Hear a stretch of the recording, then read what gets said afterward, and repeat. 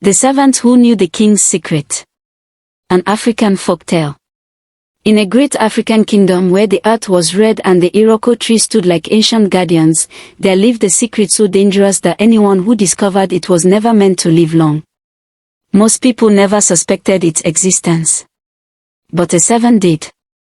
Long before the sun rose and long after it had set, the palace of King Ajimotsi remained awake.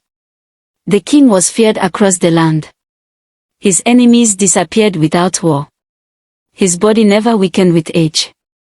And no sickness dared to settle in his bones. The people called it destiny. The elders whispered it was power. Only one servant was allowed into the king's private chambers. She was far older than the young queen, her back slightly bent from years of service, her eyes quiet but sharp. She spoke little, listened much, and remembered everything. She was not meant to see the truth. One night, while carrying a bowl of warm water into the inner chamber, she arrived earlier than usual. The fire lamps flickered strangely, and the air felt thick, as though the room itself was breathing. Behind the curtain, the king stood naked before a carved shrine, his body painted with symbols older than the kingdom itself. His voice was not his own as he spoke words forbidden to human tongues. The servant froze. Her fingers loosened. The bowl slipped from her hands. The sound was soft, but not soft enough.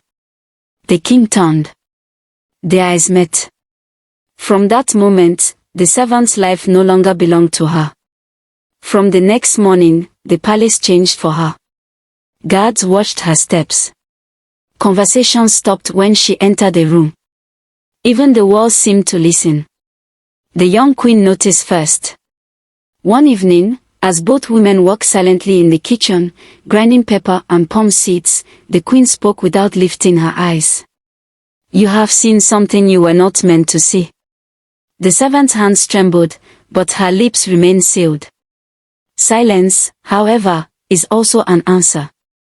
From that day, the queen avoided her, and the king began to watch her with the patience of a hunter. Secrets are heavy things. They disturb the air. One night, the king summoned the servant and studied her face in the dim glow of the lamps. "There are eyes in this palace that see too much," he said slowly. The servant bowed low, her forehead touching the floor. But deep within her heart, a decision had already taken root. Before dawn, while the palace slept, she left quietly and walked barefoot to the old village shrine, the one abandoned when the king forbade its use. She did not speak. She did not pray. She left only a sign. By sunrise, the drums began to sound across the land. The sound was not for celebration. It was a warning. The people gathered. The elders stirred. And the king felt fear for the first time. What did the servant reveal? What secret gave the king his unnatural power? And would the truth save the kingdom, or destroy it? That is a story for another night. If you love African folktales, wisdom, and stories passed down through generations, stay with me. Subscribe, and return for part 2, The King's Fall.